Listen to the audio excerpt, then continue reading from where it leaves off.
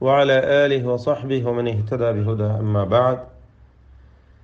സൂറത്തുൽ അഹ്ഖാഫിലെ 15-ാമത്തെ ആയത്താണ് ഇന്ന് നമ്മൾ പുതിയ പാഠമായിട്ട് പാരായണം ചെയ്യുന്നത്. എല്ലാവരും ഈ വചനത്തിൽ പ്രധാനമായും അറിഞ്ഞിരിക്കേണ്ട തജ്വീദ് നിയമങ്ങളെക്കുറിച്ച് സൂചിപ്പിക്കുന്നത് ശ്രദ്ധിക്കുക. വവസ്സൈനൽ ഇൻസാന, വസ്സൈന എന്ന അലിഫും അൽ എന്നതിലെ സാക്കിനായ ലാമും.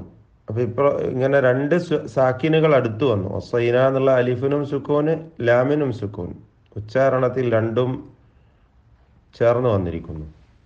ഇൽത്തിഖാഉ സാക്കിനീൻ സംഭവിച്ചു. അവിടെ ആദ്യത്തെ സാക്കിനായ അലിഫിനെ ഹദ്ഫ് ചെയ്ത് ഉച്ചാരണത്തിൽ നിന്ന് ഒഴിവാക്കി കളഞ്ഞുകൊണ്ട് ആ പ്രശ്നം പരിഹരിക്കണം. ഇൽത്തിഖാഉ സാക്കിനൈൻ ഇല്ലാതെ ആ പ്രശ്നത്തിന് പരിഹാരമായിക്കൊണ്ട് വവസ്സൈനൽ ഇൻസാന എന്ന് പാരായണം ചെയ്യണം. ഇൻസാന, അൽ ഇൻസാന എന്ന പദത്തിലെ സാക്കിനായ നൂനിനെ ഇഖ്ഫാ ഹഖീഖി നൽകി അവ്യക്തമാക്കി മണിക്കണം.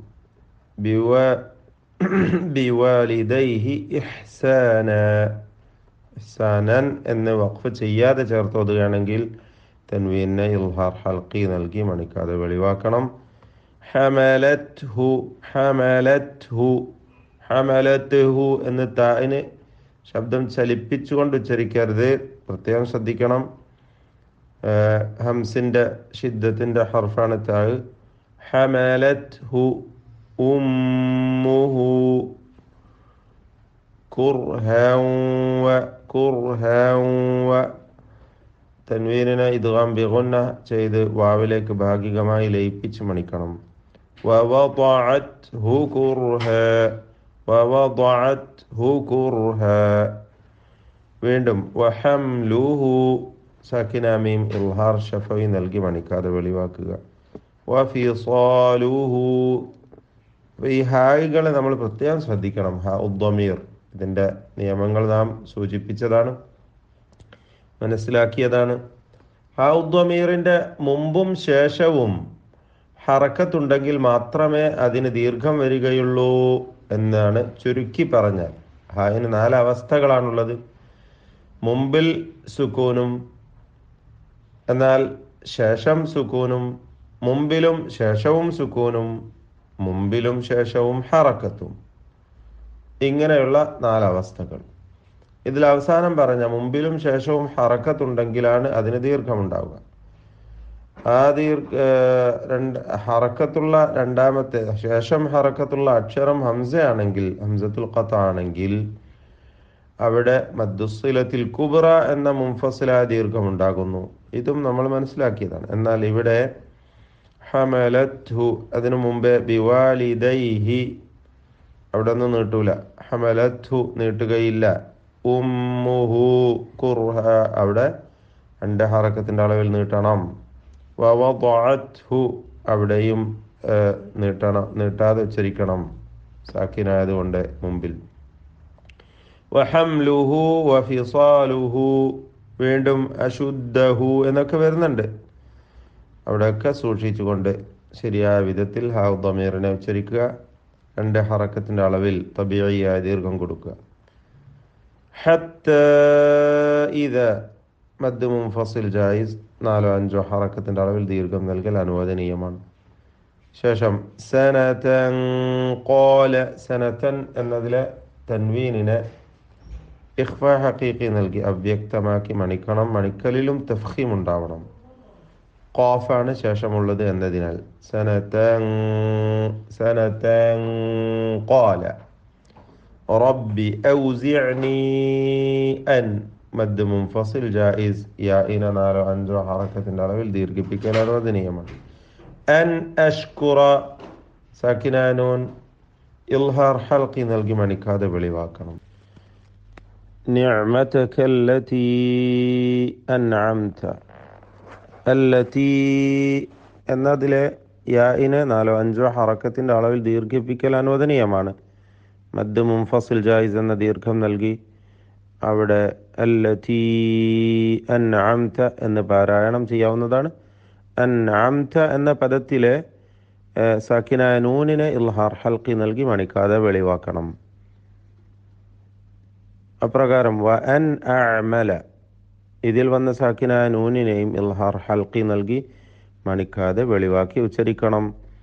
സാലിഹൻ തർദാഹു സാലിഹൻ എന്ന പദത്തിലെ തൻവീനിനെ ഇഖ്ഫ ഹഖീഖി നൽകി അവ്യക്തമാക്കി മണിക്കണം. സാലിഹൻ തർദാഹു. ഇന്നി ഇതിൽ വന്ന നൂൻ മുഷദ്ദദ ഷദ്ദ നൽകപ്പെട്ട നൂനിനെ മണിച്ചുകൊണ്ട് ഉച്ചരിക്കേണ്ടതാണ്. അതിന് മുമ്പിൽ ഫീ ദുർരിയതീ അവിടെ വഖഫ് ചെയ്യുകയാണെങ്കിൽ 2 ഹറക്കത്തിൻ്റെ അളവിൽ ഒതുക്കേണ്ടതാണ്. ഫീ ദുർരിയതീ അത്രമാത്രം. എന്നാൽ ചേർത്ത് ഓതുകയാണെങ്കിൽ മുൻഫസില ദീർഘം നൽകി അവിടെ 4-5 ഹറക്കത്തിൻ്റെ അളവിൽ യായിന് ദീർഘിപ്പിക്കാവുന്നതാണ്, ജായിസാണ് എന്നർത്ഥം.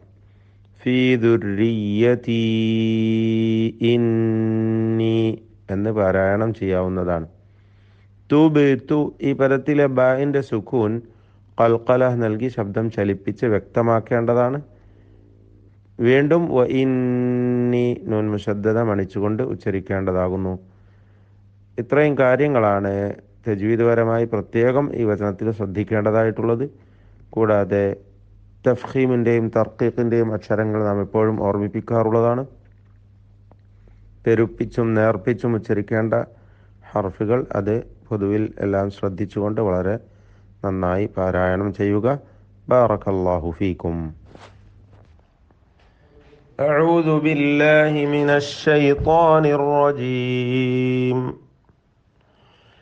ووصينا الإنسان بوالديه إحسانا حملته أمه كرها ووضعته كرها وحمله وفصاله 30 شهرا حتى إذا بلغ أشده وبلغ 40 سنة قال رب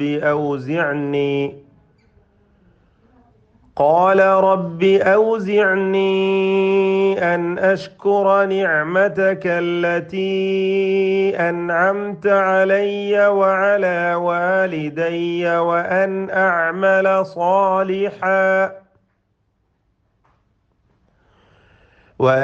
أعمل صالحا ترضاه وأصلح لي في ذريتي إني تبت إليك وإني من المسلمين.